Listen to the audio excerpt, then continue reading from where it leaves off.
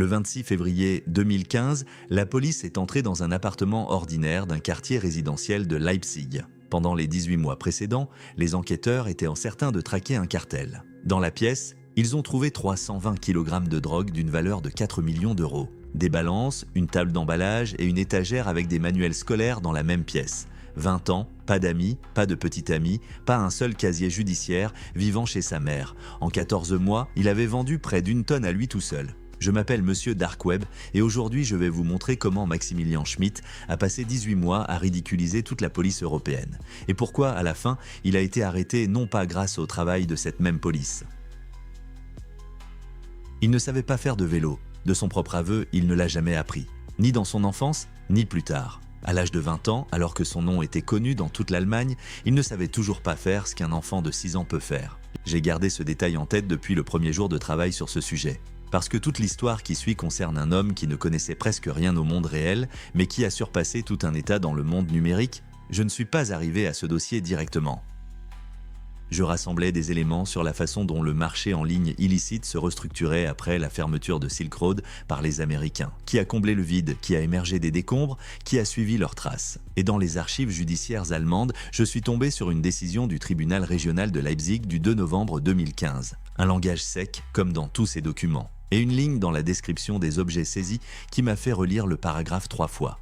Silk Road a été construit par une équipe, un réseau d'administrateurs, de modérateurs, de programmeurs et de coursiers dispersés sur les continents. Ce que j'ai lu dans la décision de Leipzig approchait le chiffre d'affaires d'un marché national pour tout un pays. Et cela appartenait à un seul homme. Pas de complice, pas d'expérience, pas un seul casier judiciaire. Prenons les choses dans l'ordre. Maximilian Schmitt est né en 1994 à Leipzig. Gohlis, un quartier nord de la ville, calme, vert, construit avec des barres d'immeubles et de vieux bâtiments locatifs. Un endroit où il ne se passe rien. C'est exactement ainsi qu'il est décrit par tous ceux qui y vivaient. Un quartier résidentiel où les gens partent de travailler au centre et ne reviennent que pour dormir. Il a grandi avec sa mère. Un appartement ordinaire, une école ordinaire, un garçon ordinaire dont personne ne se souvenait. J'ai relu tout ce qui a été publié sur ces années d'école et j'ai été frappé non pas par ce qui était écrit, mais par ce qui manquait. Pas une seule histoire de camarade de classe, pas un enseignant qui puisse se souvenir de quelque chose de marquant, pas de harcèlement, pas de conflit, pas de drame. Il n'a tout simplement laissé aucune trace. Il n'avait pas d'amis, pas de petit ami, aucun groupe auquel il appartenait même en tant que membre junior. Plus tard, sous enquête, un expert psychologique noterait ce qui est qualifié dans les documents allemands de déficit de maturité. La formulation est bureaucratique, mais derrière elle se cache un fait simple. Un homme de 20 ans qui, dans tout ce qui concerne les gens, est resté un adolescent. La seule chose qu'il avait, c'était un ordinateur. Et ici commence la divergence avec l'image habituellement dépeinte dans de telles histoires. Il n'était pas un pirate informatique. Il ne piratait pas les banques, il ne fréquentait pas les forums fermés, il n'assemblait pas de réseaux de robots. Il construisait des sites web. Il comprenait comment les boutiques en ligne étaient structurées. Fiches produits, paniers d'achat, paiement, avis, livraison. À 14 ou 15 ans, quand ses pairs jouaient à des jeux, il étudiait le commerce électronique. Ensuite, il y a eu l'école, qu'il n'a pas terminée comme prévu. Il y a eu un travail dans un restaurant qu'il a quitté à 18 ans. Et il y avait la question que chaque jeune de son âge dans un quartier résidentiel se pose sous une forme ou une autre. Et maintenant ? Habituellement, à ce stade de ces histoires, le monde criminel apparaît. Un associé plus âgé, une mauvaise fréquentation, les premiers petits gains à la limite de la loi, se faire entraîner. Schmitt n'avait rien de tout cela. Il n'avait pas de groupe en principe. Il n'avait personne pour lui proposer quoi que ce soit. Il est arrivé à cela tout seul, à travers un écran. Et c'est important à comprendre concernant son mobile, car ici, toute la logique conventionnelle s'effondre. Il n'a jamais essayé de sa vie ce qu'il vendrait plus tard à la tonne. Pas une seule fois. Cela est confirmé à la fois par l'enquête et par ses propres mots. Il n'était pas un utilisateur qui a décidé de gagner un peu d'argent sur son cercle. Il était un homme qui regardait le marché de l'extérieur, froidement, comme un analyste, et qui voyait ce qui était mal organisé sur ce marché. Et presque tout y était mal organisé. Les plateformes commerçant dans l'ombre fonctionnant de telle manière qu'une personne normale ne voudrait pas traiter avec elles. Des interfaces des années 2000. Des vendeurs qui disparaissaient avec le prépaiement. Des commandes prenant des semaines. Aucune garantie, aucun support, aucun concept selon lequel l'acheteur devrait être à l'aise. Toute une industrie avec des milliards de chiffres d'affaires fonctionnait au niveau d'un marché aux puces. N'importe quel diplômé d'école de commerce, en regardant une telle image, dirait une phrase « Le marché est grand ouvert ».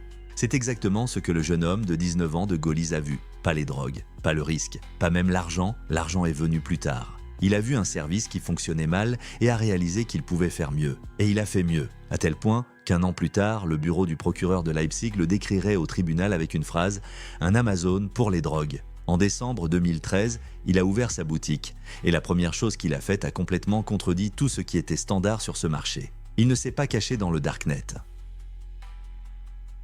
Le premier mois lui a rapporté entre 10 et 15 000 euros, pas en un an, en un mois. Un jeune de 19 ans qui avait quitté son travail de restaurant le mois précédent. La boutique s'appelait Shiny Flakes et a ouvert en décembre 2013. Et voici la particularité principale qui m'a fait penser au début que j'avais la mauvaise source. Elle fonctionnait sur l'internet ouvert. Pas dans un réseau caché, pas derrière 7 serrures, pas sur invitation. Un site ordinaire avec une adresse ordinaire trouvée par un moteur de recherche ordinaire. J'ai vérifié cela 3 fois car cela défie le bon sens. Tout ce que nous savons sur le commerce de l'ombre est construit sur un principe, se cacher. Aller dans le darknet, fermer l'indexation, exiger un navigateur spécial, filtrer les gens au hasard. Schmidt a fait exactement le contraire. Il est sorti dans la lumière.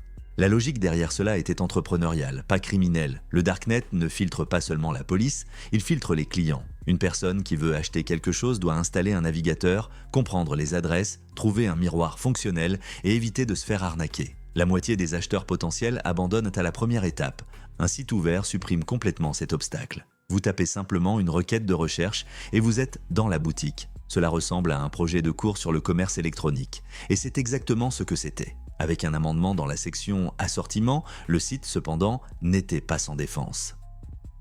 Le serveur réel, elle était aux Pays-Bas. Et entre lui et les visiteurs, un grand service de protection américain fonctionnait, celui-là même utilisé par des millions de sites légitimes dans le monde. Pour un observateur extérieur, la boutique ressemblait à une autre page derrière l'infrastructure de quelqu'un d'autre. Le paiement était effectué en Bitcoin. Pas de carte, pas de banque, pas de nom. Maintenant, voici pourquoi cette histoire est intéressante. Il n'a pas construit un point de distribution, il a construit un service.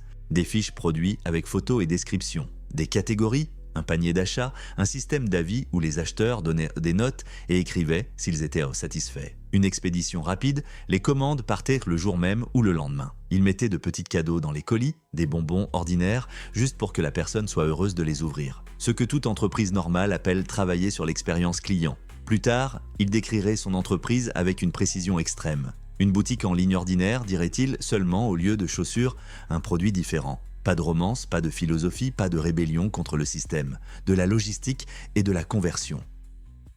Il commandait le produit lui-même via des plateformes fermées auprès de fournisseurs aux Pays-Bas. Il recevait de grosses cargaisons non loin de chez lui. Et ici, un trait est apparu qui expliquerait plus tard beaucoup de choses. À la réception, il se présentait toujours non pas comme l'acheteur, mais comme un coursier. Juste un homme chargé de récupérer une boîte. Aucun fournisseur ne savait à qui la cargaison était réellement destinée. Il était seul, complètement. Il gérait le site lui-même, traitait les commandes lui-même, les pesait lui-même, les emballait lui-même, les apportait à la poste lui-même et répondait aux questions des clients lui-même. Dans la pièce d'à côté vivait sa mère, qui ne savait rien. Et les commandes ont commencé à arriver. D'abord l'Allemagne, puis les pays voisins, puis l'Europe dans son ensemble. Puis des adresses qui semblent presque absurdes dans cette histoire. Australie, Indonésie, des envois postaux ordinaires depuis une barre d'immeubles dans le nord de Leipzig allaient à l'autre bout de la planète. Avec ces chiffres, il est très facile d'oublier qu'à l'autre bout de chaque colis se trouvait une personne vivante. Parmi les premiers acheteurs se trouvaient des étudiants qui avaient à peine 20 ans. Quelques années plus tard, certains d'entre eux recevraient des lettres du bureau du procureur et apprendraient que le site pratique avec livraison rapide avait tout retenu sur eux. Mais plus à ce sujet plus tard. Pour l'instant, pour tous les participants, cela ressemblait à une victoire nette. Les clients recevaient le produit rapidement et sans tromperie. Le vendeur recevait l'argent. La police ne recevait rien car elle ne soupçonnait même pas que la boutique existait. Au printemps 2014, le chiffre d'affaires avait tellement augmenté que l'ancien employé de restaurant gagnait plus que le directeur d'une entreprise allemande moyenne. Et c'est là qu'il a commencé à faire ce qu'aucun autre vendeur sur ce marché ne faisait. Il a commencé à construire un vrai service, avec du support, de la réputation et des clients réguliers. C'est exactement ce qui transformerait un petit site en la plus grande plateforme du pays. Et c'est exactement ce qui finirait par causer sa perte. 14 000 commandes, c'est le nombre de colis qui ont transité par sa chambre. Pas sur 10 ans d'activité d'un vaste réseau, mais en un peu plus d'un an. 14 000 fois, quelqu'un a cliqué sur le bouton « Valider la commande » et 14 000 fois, un homme incapable de faire du vélo a pesé, emballé et expédié un colis lui-même. Pendant longtemps, je n'ai pas compris une chose. Pourquoi lui ? Des centaines de vendeurs opéraient sur ce marché. Beaucoup avaient des équipes, de l'argent, des relations, des années d'expérience. Le gamin de Gaulis n'avait rien si ce n'est une compréhension parfaite de la structure d'une boutique en ligne. Et il a conquis le marché de tout un pays. La réponse s'est révélée embarrassante de simplicité. Il était le seul à traiter ses acheteurs comme des clients. Analysons cela car c'est là que réside toute l'essence de cette histoire. D'abord, la rapidité. Une commande passée dans la journée partait à la poste le jour même. Pas dans une semaine, pas quand le lot arrivera, pas « attends, mon frère », le jour même. Pour un marché où une attente de 2 semaines avec le risque de ne rien recevoir était la norme, ce n'était pas un avantage, c'était un changement générationnel. Deuxièmement, l'honnêteté dans un business malhonnête. Il ne trichait pas. La commande arrivait, le poids correspondait à ce qui était promis, le contenu était conforme à la description. Cela semble ridicule quand on parle de ce genre de produit, mais c'est exactement ce qui maintient le marché en vie. Un client qui reçoit exactement ce pourquoi il a payé revient. Et il en amène d'autres avec lui. Troisièmement, les avis. Il a ouvert un système de notation publique. N'importe qui pouvait écrire sur ce qu'il avait reçu, combien de jours cela avait pris et s'il était satisfait. Cela ressemblait à un suicide. Créer une plateforme où l'on peut être publiquement mis en pièces à la moindre erreur. Mais c'est l'inverse qui s'est produit. Chaque avis positif devenait une preuve pour les sceptiques. La boutique ne vendait pas un produit. Elle vendait la certitude de ne pas se faire arnaquer. Quatrièmement, les petits détails. Il glissait des bonbons dans les colis, des bonbons ordinaires, rien d'exceptionnel. Cela coûtait quelques centimes et n'avait aucune utilité pratique, si ce n'est qu'en ouvrant le paquet, la personne se sentait considérée. N'importe quel marketeur reconnaîtrait ce tour de passe-passe instantanément. Chaque soir, il s'asseyait devant son ordinateur et traitait les demandes comme un responsable du service client. Il répondait aux questions, il résolvait les problèmes de livraison, il s'excusait pour les retards. Un service parfait, une entreprise presque exemplaire. Il ne manquait que l'adresse du siège social et le paiement des impôts. Ensuite, l'échelle. Le flux principal allait vers les pays germanophones, mais progressivement, la boutique a dépassé les frontières du continent. Des colis partaient pour l'Australie, pour l'Indonésie. Les petites commandes partaient par courrier classique, les grosses par envoi suivi pour que le client puisse surveiller l'expédition. Encore une fois, le service. Encore une fois, comme une boutique normale. Des grossistes sont apparus. Des gens qui commandaient au kilogramme pour revendre localement. Formellement, ce n'était plus de la vente au détail, mais de la distribution. Le gamin de la chambre d'enfant était devenu le fournisseur de toute une strate de petits revendeurs à travers l'Allemagne. Ils conservaient soigneusement leurs adresses. Retenez ce détail. Dans 2 chapitres, il détruira la vie de plusieurs milliers de personnes. Maintenant, parlons de sa propre sécurité car ce n'était pas un amateur. 2 douzaines de cartes SIM, des téléphones séparés pour différentes lignes de communication afin qu'aucun fournisseur ne puisse jamais croiser la route d'un autre. Un appareil distinct pour les déplacements. Un équipement lui permettant d'utiliser les comptes postaux d'autrui.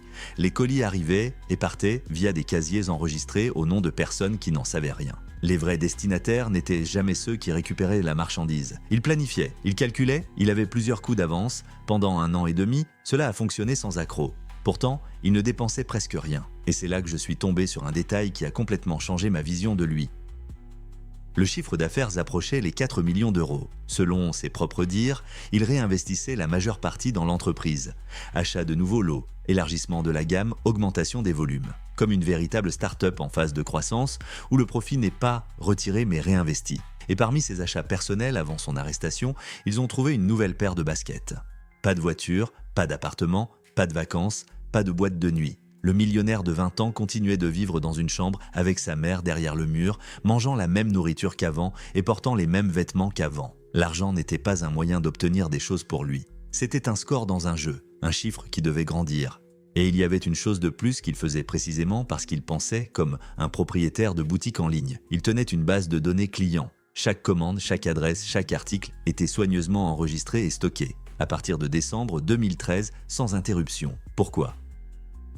Pour la même raison que n'importe quelle boutique normale, pour comprendre ce qui est acheté le plus souvent, qui achète régulièrement, quelles régions sont en croissance et ce qui vaut la peine d'être ajouté à la gamme. De l'analytique, l'optimisation de l'offre. Il collectait des données sur ses propres clients parce que c'est ce que font les entreprises décentes. Plus tard, il prononcera une phrase qui explique cette décision et toutes les autres. Le fait qu'il puisse un jour être arrêté était quelque chose qu'il ne pouvait tout simplement pas imaginer. À la fin de 2014, la boutique était la plus grande plateforme de ce type dans le pays.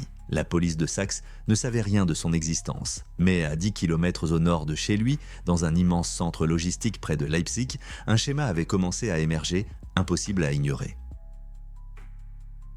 Les employés du centre de tri on commençait à remarquer la même chose. Les colis qui ne pouvaient être livrés étaient retournés. C'est la procédure standard, cela arrive partout. Ce qui n'était pas normal, c'était ceci. Il y en avait trop, ils arrivaient de par vagues, et leur contenu était tel que la question d'appeler la police ne faisait même pas débat. L'un des plus grands hubs logistiques d'Europe est situé à environ 10 km de cette zone résidentielle. C'est là qu'ils ont vu le système pour la première fois. Pas un cas isolé, mais un flux. Quelqu'un expédiait depuis Leipzig dans des volumes industriels. Puis la police criminelle de l'État de Saxe s'en est mêlée. Et c'est là que l'histoire prend un tournant qui m'a poussé à prendre ce dossier au sérieux. L'enquête a immédiatement conclu qu'ils avaient affaire à un groupe organisé. Et pour être honnête, je les comprends. Regardez la situation à travers leurs yeux. Des volumes comparables à un entrepôt de gros. Une géographie s'étendant de l'Allemagne à l'Asie du Sud-Est. Une logistique construite comme une entreprise de transport. Un site web avec une interface professionnelle, des avis et un support. Des paiements en crypto-monnaie. Une infrastructure répartie sur plusieurs pays. Une discipline d'expédition où les commandes partent le jour même, sans faute, mois après mois. Aucun enquêteur au monde, en voyant cela, ne penserait à un adolescent dans une chambre avec des posters au mur. C'est la signature d'une organisation, ce qui signifie qu'il y a un chef, des logisticiens, des coursiers, quelqu'un en charge de la technique, quelqu'un qui blanchit l'argent. Ce qui signifie qu'il faut chercher des connexions, une hiérarchie, des chaînes d'approvisionnement. Et pendant 1 an et demi, c'est exactement ce qu'ils ont cherché. Ils ont cherché quelque chose qui n'existait pas. Chaque théorie a mené à une impasse. Aucune conversation car il n'y avait personne à qui parler, aucun conflit interne, ce qui est généralement la façon dont les groupes se brisent car il n'y avait pas de groupe. Aucun complice mécontent qui viendrait tout déballer car il n'y avait pas de complice. Aucun intermédiaire, aucune chaîne, aucun réseau de contact. Juste un point d'origine et autour, le vide. Le crime organisé est vulnérable précisément parce qu'il est organisé. Il y a beaucoup de gens et chacun d'eux est une faille potentielle. Schmitt n'avait aucune faille pour une raison. Il ne faisait confiance à personne, car il n'y avait personne à qui faire confiance. L'absence d'amis, qui avait fait de lui un marginal toute sa vie, s'est avérée être la défense parfaite. Mais progressivement, l'enquête a commencé à resserrer l'étau. Ils ont travaillé sur les expéditions, ils ont travaillé sur les lieux de départ. Et ils ont remonté la piste jusqu'à une station postale automatisée à quelques minutes à pied de l'immeuble résidentiel dans le nord de la ville. Un flux y transitait, régulièrement en grand nombre pendant des mois. La station était sous vidéosurveillance. À la fin de janvier 2015, la police a obtenu une image de la personne qui revenait sans cesse. Ils l'ont suivi jusqu'à chez lui. Ils ont identifié l'adresse, un immeuble ordinaire dans un quartier résidentiel. Ensuite, procédure standard, surveillance du bâtiment, identification des locataires, vérification du suspect. Et là, en lisant les dossiers, je me suis surpris à relire le paragraphe une deuxième fois, parce que ce qui s'est passé ensuite est impossible à concevoir. Alors qu'ils avaient l'image de la bonne personne entre les mains, l'enquête a commencé à vérifier un autre locataire du même immeuble. Un parfait inconnu, en rien lié à la boutique, aux expéditions ou à quoi que ce soit. Une personne qui vivait simplement dans cette cage d'escalier. Ils l'ont mis sous surveillance, ils l'ont passé au crible. Ils ont perdu du temps avec lui. Et le vrai coupable était à quelques dizaines de mètres de là, dans sa chambre, en train de peser, d'emballer, de répondre aux demandes des clients, d'envoyer des colis en Australie, juste devant l'équipe de surveillance qui montait la garde devant sa porte d'entrée en observant la mauvaise personne. J'ai lu ça 3 fois. 1 an et demi de travail, des dizaines d'officiers, l'une des plus grandes chasses à l'homme de l'histoire de la police de Saxe et un échec sur la dernière ligne droite. S'il était devenu méfiant à ce moment-là, l'histoire aurait fini différemment. Détruire les preuves à sa place aurait été l'affaire d'une soirée. Fermer le site, effacer les disques, vider la chambre. La police se serait retrouvée avec des retours du centre de tri et une photographie devant une boîte aux lettres. Il n'est pas devenu méfiant, il n'a rien remarqué. Il a continué à travailler à son rythme habituel parce qu'il était absolument certain. Il ne le trouverait pas. Et à en juger par ce qui se passait devant sa fenêtre, il avait des raisons d'avoir cette confiance. Il restait moins d'1 mois avant la perquisition. Et ils ne l'ont pas attrapé parce que l'enquête a corrigé son erreur. Ils l'ont attrapé à cause de 2 petites choses qu'il a faites lui-même. Si stupide que, après tout ce que vous avez déjà appris sur sa préparation, c'est difficile à croire. Il a fait des économies sur les timbres, c'est tout. C'est la solution complète à la chasse à l'homme de 18 mois menée par le bureau de la police criminelle de l'État de Saxe. Laissez-moi vous expliquer cela lentement, car la première fois que vous l'entendez, c'est difficile à croire. Il y avait beaucoup d'expéditions, des milliers.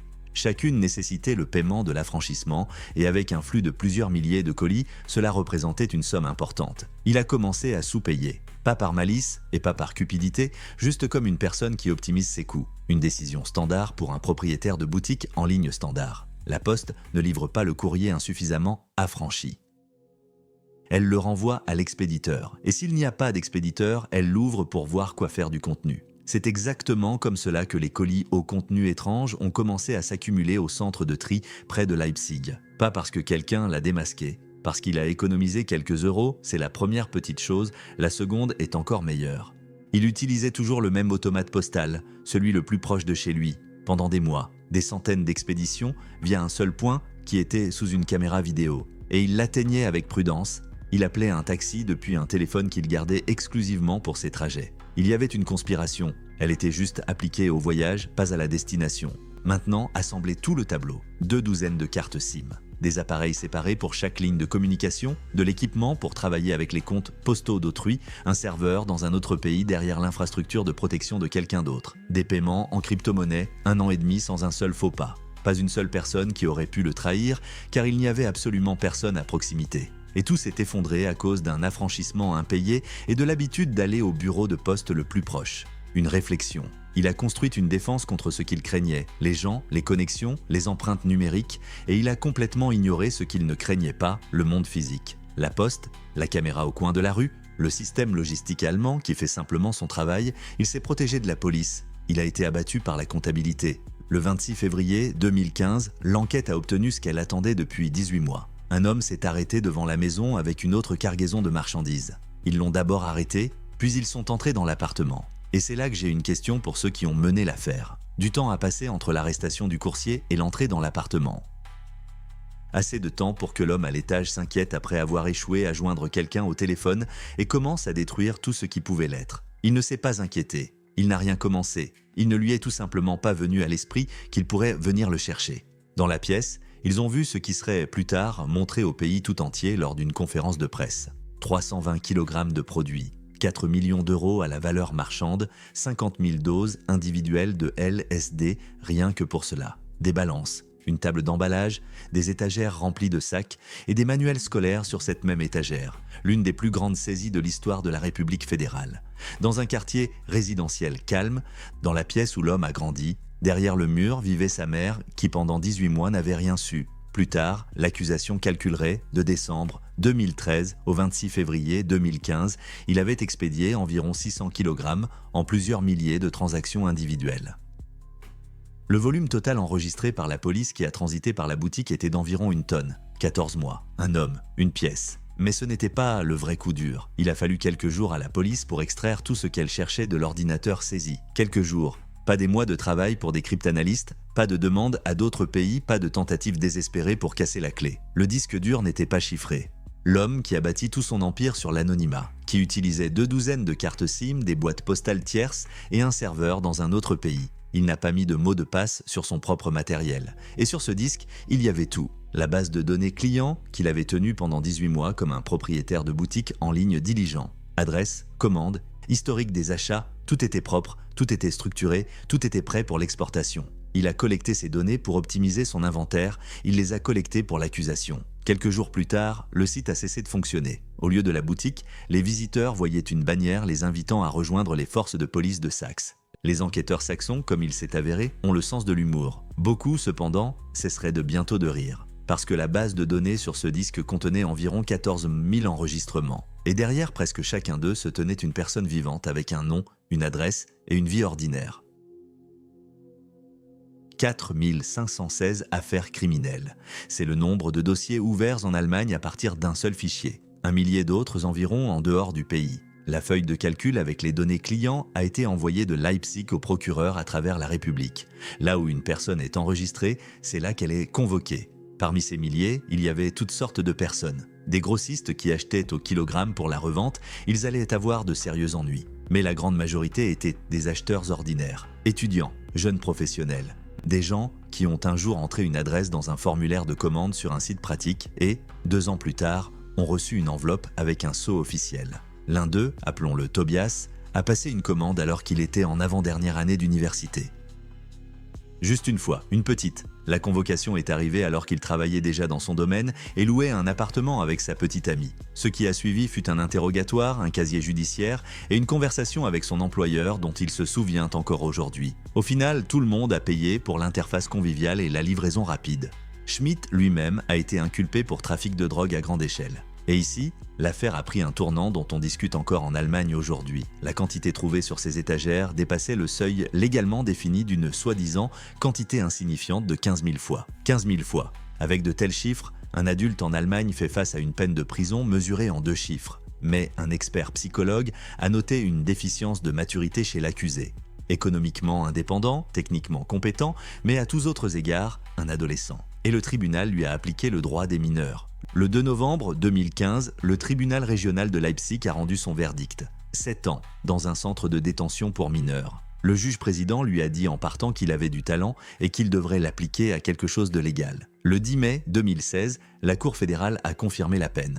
La peine était accompagnée d'une facture. L'État a exigé plus de 3 millions d'euros des produits dérivés d'activités criminelles, de l'argent qu'il avait, de son propre aveu, principalement réinvesti dans l'entreprise et qu'il n'avait plus. La dette est restée. Et puis de quelque chose qu'ils n'avaient certainement pas prévu à commencer. Ils ont commencé à le traîner dans les tribunaux, pas les siens, ceux des autres. Il est apparu comme témoin dans des procès contre ses propres clients, ceux-là même dont il avait si soigneusement enregistré les adresses. Des centaines d'audiences. L'homme qui a bâti une entreprise sur la confiance des acheteurs s'est assis en face de ces acheteurs et a confirmé le fait de leurs achats. Dans le centre de détention, il a été accueilli avec des applaudissements.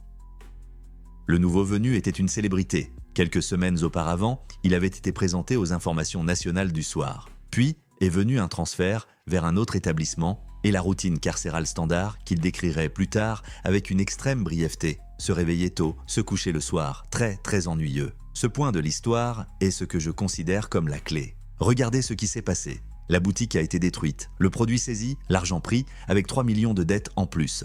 La base de données client entre les mains de l'accusation, des milliers de personnes sous enquête, son nom dans tout le pays. 7 ans de prison, sa mère a tout découvert aux informations, c'était fini. Complètement. C'est ainsi que finissent les histoires de ce genre, à la fois dans les films et dans la vraie vie. Il a purgé 4 ans et 7 mois et a été libéré par anticipation pour bonne conduite en 2019. Même le directeur de l'établissement était convaincu que ce jeune homme s'était réformé. Il avait tort, parce qu'au moment de sa libération, Maximilian Schmidt dirigeait déjà une nouvelle boutique depuis plus d'1 an, directement depuis sa cellule. Dans un film documentaire, il lui demande ce qu'il fait maintenant. « Commerce de voitures », répond-il. Le film sortirait en août 2021. À ce moment-là, l'enquête croirait déjà que le commerce de voitures était tout autre chose, mais prenons les choses dans l'ordre, car la deuxième tentative était structurée différemment de la première, et c'est exactement pourquoi elle est plus intéressante. Il a fait sa première histoire seul. La seconde, selon l'accusation, a été lancée par 2 personnes. Dans l'établissement à sécurité minimale, il a rencontré un homme que la presse allemande désigne par une seule lettre, appelons-le F, plus âgé, expérimenté, avec une compréhension de la façon dont la distribution fonctionne dans le monde réel. C'est de lui, a affirmé l'accusation, qu'est venue l'idée. L'un a apporté le plan et les connexions. Le second savait comment faire ce que personne d'autre dans leur cercle ne pouvait, construire une boutique fonctionnelle. La nouvelle plateforme s'appelait Candy Love et a été mise en ligne en avril 2019. Schmidt était encore en détention à ce moment-là. Arrêtez-vous une seconde et évaluez la situation. Un homme purge 7 ans pour une boutique en ligne. Derrière les murs du même établissement, une nouvelle boutique en ligne est lancée. Cela faisait un peu plus de 3 ans depuis la saisie qui est entrée dans l'histoire du pays. Quelqu'un dans cette position dirait que l'homme n'avait pas retenu la leçon. Je pense qu'il l'a fait, juste pas la bonne. Le schéma a répété le précédent de presque toutes les manières. Un site ouvert, accessible sans navigateurs spéciaux, passer une commande, paiement, expédition par la poste. Il a fonctionné d'avril 2019 à janvier 2021. Selon les dossiers de l'affaire, environ 20 kg de diverses substances, distribuées en plus de 470 expéditions postales. En volume, c'est l'ombre de l'échelle précédente, une infime fraction de ce qui est passé par la pièce à Gaulis. Mais il y avait une différence fondamentale. La première fois, il était seul et responsable uniquement de lui-même. Maintenant, il y avait du monde autour de lui. Celui qui détenait les connexions, ceux qui géraient les expéditions, les locaux, plus une chambre d'enfant mais un appartement loué en centre-ville. Toute une structure. Exactement la structure que la police avait cherchée en vain pendant 18 mois la première fois. À l'époque, elle n'existait pas. Maintenant, elle était apparue. Et elle s'est effondrée précisément parce qu'il s'agissait d'une structure. L'enquête a suivi le groupe sur 2 fronts simultanément. Le premier, le même que la dernière fois, les colis, des envois sans adresse de retour, des erreurs de livraison, des ouvertures, des questions. La poste allemande a joué le même rôle la seconde fois que la première. Le second front était nouveau, la police avait obtenu un informateur. Dans la première affaire, un informateur ne pouvait pas exister, par principe. Il n'y avait pas une seule personne qui savait qui se cachait derrière la boutique. Dans la seconde, il y en avait plusieurs. Ensuite, le schéma classique s'est mis en place. Des agents sous couverture ont passé des commandes, confirmé que la plateforme était active, et en août 2020, les arrestations ont eu lieu à Leipzig. En mars 2021, l'enquête a officiellement touché Schmidt lui-même. Et maintenant, le détail pour lequel ce chapitre méritait d'être écrit. Pendant tout ce temps, un film documentaire sur lui était en cours de tournage. L'équipe de tournage a travaillé pendant plus de 40 jours. Pour le film, ils ont reconstitué sa chambre à partir de photos et de pièces du dossier. Une réplique exacte, grandeur nature, en studio. Il y est retourné et a expliqué en détail, calmement, face caméra, comment la marchandise quittait cette pièce pour le monde entier. Le réalisateur enregistrait simultanément des entretiens avec son avocat, le procureur, le directeur de l'établissement où il était détenu et l'expert psychologue. Tous parlèrent d'un homme qui avait commis une erreur de jeunesse et qui en avait payé le prix. Le film est sorti le 3 août 2021. À cette époque, selon l'enquête, la seconde plateforme était déjà fermée depuis 1 an et ses participants faisaient l'objet de poursuites pénales. Il était la vedette d'un film sur sa propre chute tout en étant suspect dans une nouvelle affaire. Et il a mentionné des transactions automobiles. Le procès a débuté le 23 janvier 2023 au tribunal régional de Leipzig. Sur le banc des accusés, 5 hommes âgés de 24 à 42 ans, parmi lesquels un avocat en exercice. L'accusation a parlé d'un groupe criminel. Schmidt lui-même a décrit son rôle avec modestie. Selon lui, il était seulement responsable de la programmation de la boutique et du logiciel de traitement des commandes. Un travail technique, rien de plus. Je ne m'aventurerai pas à juger cela, c'est le rôle du tribunal.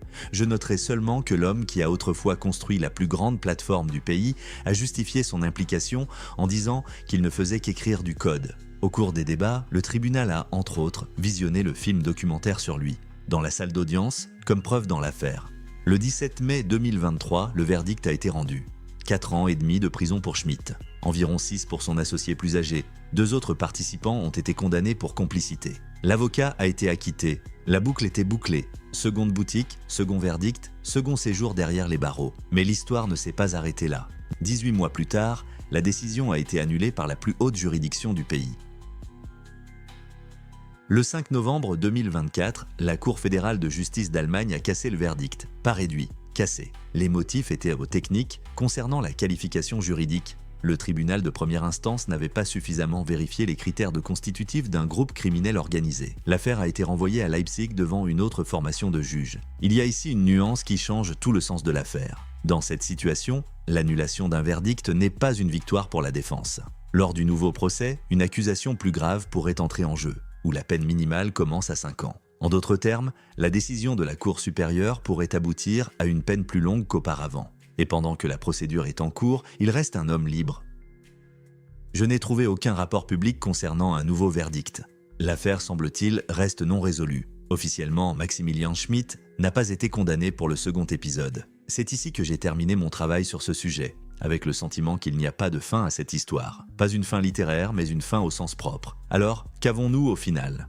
Nous avons un gamin d'une banlieue tranquille qui, à 19 ans, a regardé le marché criminel avec les yeux de quelqu'un qui étudie le commerce électronique et a vu un service médiocre. Il n'a inventé aucune substance, n'a trouvé aucune nouvelle technologie, n'a piraté aucun système.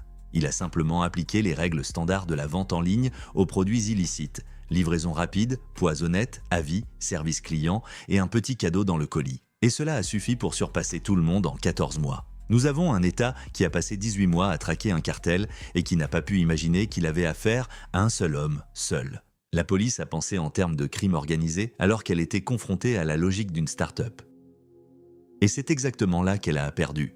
Nous avons le coût, une tonne de produits lâchés dans la nature, 4500 affaires pénales en Allemagne et environ 1 millier à l'étranger. Des milliers de biographies désormais entachées d'un casier judiciaire à cause d'une seule commande sur un site pratique. Et il y a une question pour laquelle je n'ai pas de réponse. Il n'était pas un consommateur, il ne jouait pas les rebelles, il ne menait pas un train de vie luxueux, ses seuls achats avant l'arrestation étaient une nouvelle paire de baskets.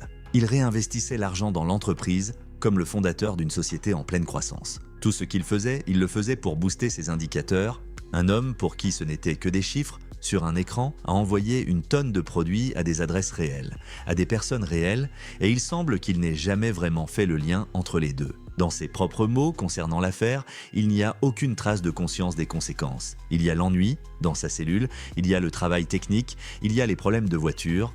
Je crois que c'est le point principal de toute cette histoire, et cela concerne bien plus que lui seul. L'environnement numérique vous permet de faire des choses dont vous ne voyez jamais physiquement les conséquences. Une commande est une ligne dans un tableur, un client est une entrée dans une base de données, une tonne est un nombre dans un rapport. Un écran se dresse entre l'action et son résultat, étouffant tout ce qu'une personne ressentirait immédiatement dans la vie ordinaire. C'est précisément pour cela qu'un adolescent d'un quartier tranquille a pu faire ce qu'aucun dealer de rue n'oserait. Le dealer voit son acheteur face à face. Lorsque le second verdict a été annoncé, le juge-président a commencé sa motivation par une phrase que j'ai notée immédiatement. Un état de droit, a-t-il dit, ne doit ni gagner ni perdre. Il doit simplement exister. Magnifique.